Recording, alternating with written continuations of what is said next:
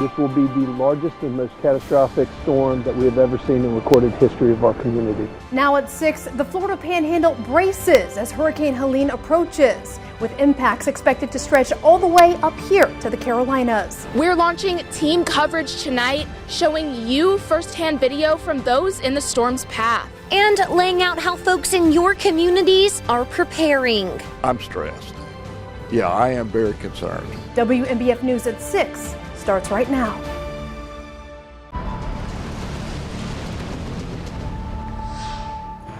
We begin tonight with a live look over St. George Island on Florida's Gulf Coast, where Hurricane Helene is set to once again reach land in just a matter of hours. This is a storm we were the first to let you know about last week, and one we have been closely following ever since, sending out constant updates like these through the First Alert weather app.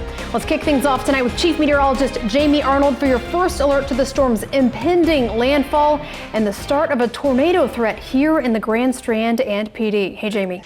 The eye of Hurricane Helene has yet to even reach Florida, but we're already starting to see some pretty significant impacts as far north as the Tar Heel State. Let's go ahead and get right into our team coverage tonight, beginning with our Julia Richardson right here in studio, giving us a dramatic look at how the storm has already affected folks up there and sharing testimony from 2 people caught in the middle of its wrath already. Julia.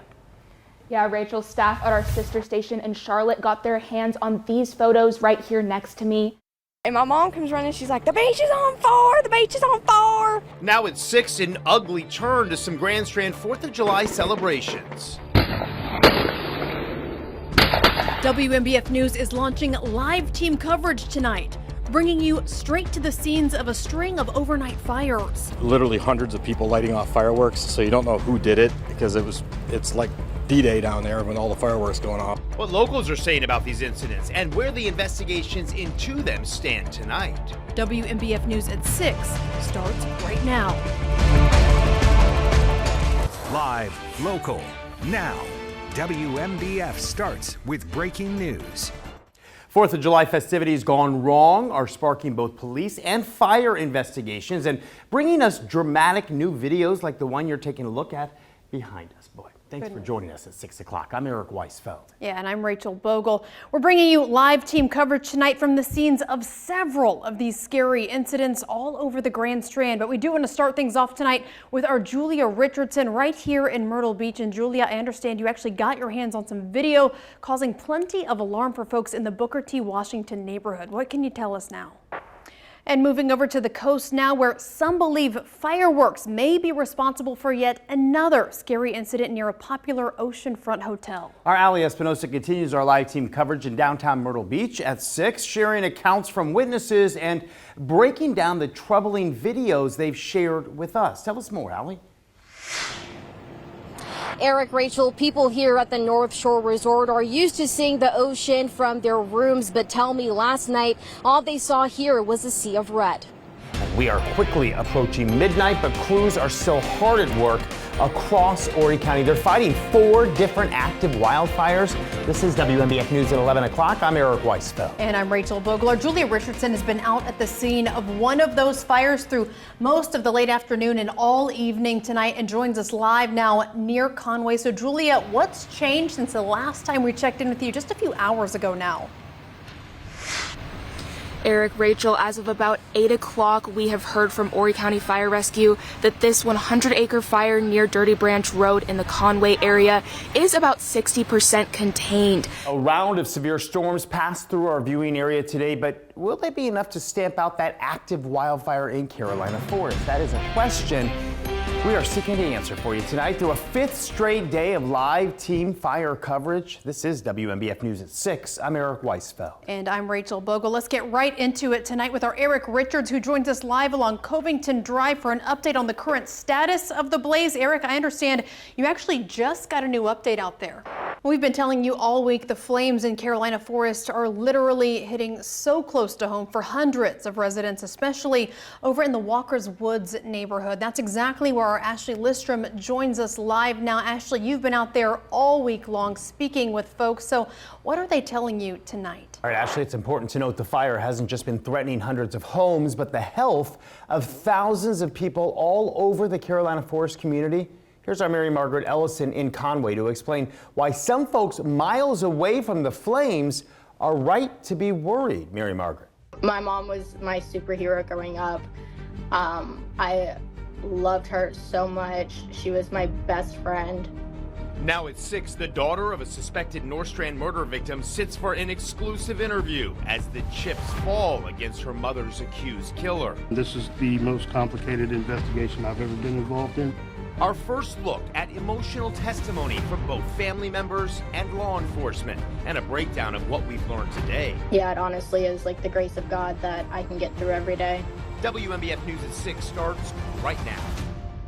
We're continuing to follow breaking news in the North Strand, where a timeline for further answers is now set in that cross-state murder investigation. Our Ian Klein kicks off our live team coverage outside the North Myrtle Beach Police Department. So Ian, when can we expect to learn more about this really chilling case?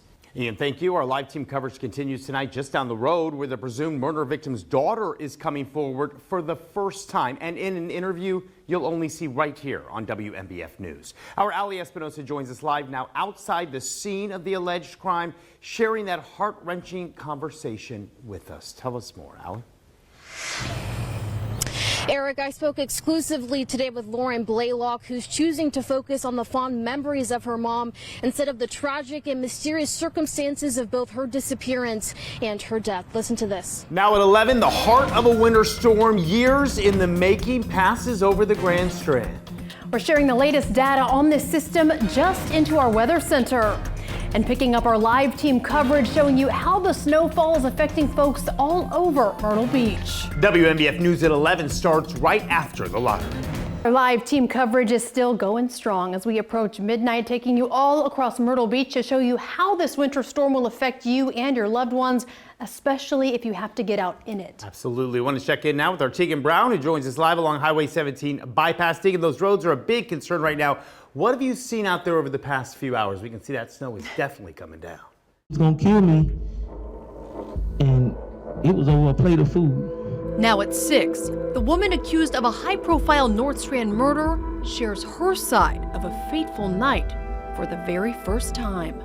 I was just standing there shaking so bad, like just praying to God he don't do nothing to me. Hear her explanation for allegedly pulling the trigger as her trial nears its second week. It's just crazy things that I was just having to go through in there, and I was just starting to dread it going. WMBF News at 6 starts right now. Only did he say when he would kill me, he said he would kill me, my mama, and my children. Like, that just went too far for a plate of food. We're getting our first listen tonight to tearful testimony from the defendant in a North Strand murder trial. This is WMBF News at 6. I'm Rachel Bogle. Our Ali Espinosa has been following the proceedings for nearly a full week now and joins us live tonight outside the Horry County Courthouse. So Ali, what did we learn from LaFreda Todd taking the stand today?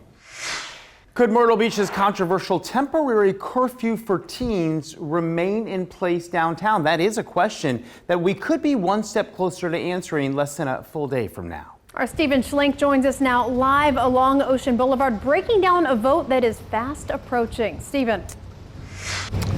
Well, good evening to you, Rachel and Eric. About 10 o'clock in the morning, the Myrtle Beach City Council will take the first of 2 votes to work to implement a curfew between the hours of 10 p.m. to 6 a.m. for folks under the age of 18. That would impact you in certain areas of downtown. A PD community saying its final goodbyes right now to a young first responder who made the ultimate sacrifice. Our Maddie Sexton joins us live in Darlington County, telling us more about what's going on there and sharing reaction from locals. Rachel, Eric, 27-year-old Darlington County Deputy Devin Mason is lying in honor tonight at the county courthouse right behind me. Now at 6, a live look over the Burroughs and Chapin Pavilion Place in downtown Myrtle Beach, where day 2 of Carolina Country Music Fest is well underway. We're taking you both inside and outside the event with our all-day live team coverage, introducing you to the folks putting it on and catching up with a big name, taking the stage later tonight. WMBF News at 6 starts right now. All right, Jace, we're going to continue your live coverage here from CCMF. I am Eric Weisfeld. And I'm Rachel Vogel. And like you just heard, we are in for some stronger storms, or at least the possibility of them tomorrow and Sunday. So that means lightning-related evacuations here at the festival grounds are definitely back on the table as we saw yesterday. Yeah, that's right. Let's continue tonight's live team coverage with our own Stephen Schling. So, Stephen, remind us what to do if that happens and what you experienced firsthand yesterday, because, my friend, you were in the thick of it. Oh, yes, Rachel and Eric. Very different look tonight than we had just 24 hours ago. It's about to get real exciting out here. Even if you aren't coming out here to CCMF in the next 3 days, you can still enjoy the celebration happening outside of festival grounds. Absolutely. That is where our Maddie Sexton joins us live. Just a short walk away from here in downtown Myrtle Beach's Arts and Innovation District. And Maddie, we understand that there's another event going on over there actually right now. Thanks for joining us at 6 o'clock. I'm Eric Weisfeld. Boy, that action heating up tonight at the One Flight Myrtle Beach Classic. So is our live team tournament coverage for you, as more than 100 of the world's best golfers make a desperate push to avoid the cut and continue playing through the weekend. I want to kick things off live at the Dunes Golf and Beach Club with my co-anchor Rachel Vogel and sports director Tegan Brown, breaking down some of the big movers in the Classic's second round. Good evening to both of you. Hey there, Eric. So when it comes to the leaderboard, change has to be defined as the theme of the day, and it is cut day, so the stakes are really high. But the biggest wild card of this tournament so far, none other than, of course, Mother Nature. Oh yes, we experienced that this morning because storms earlier this morning delayed the start of round 2 by a little more than an hour and a half, which means there are still plenty of golfers out on the course right now trying to finish things up. And as it stands at the moment, Canadian Mackenzie Hughes remains atop the leaderboard after posting the first day's best score. He's followed in a 5-way tie for second by Danny Walker, Harry Higgs, Nick Watney, Cristobal Del Solar, and Davis Shore. And not too long ago, they were all just tied for first, Rachel. Yeah, and one of today's biggest climbers, and a name you just heard, was American Harry Higgs, who shot 5 under on the day to move up more than a dozen spots on that leaderboard. He actually spoke with the media after his round, telling us he's simply glad he's able to overcome a rough patch and put himself in contention here at the Classic. I've been playing pretty good golf. I don't really have many results to show for it, but it was nice to have 2 days worth of it. Hopefully do the same thing and keep going and have 4 days to show for it.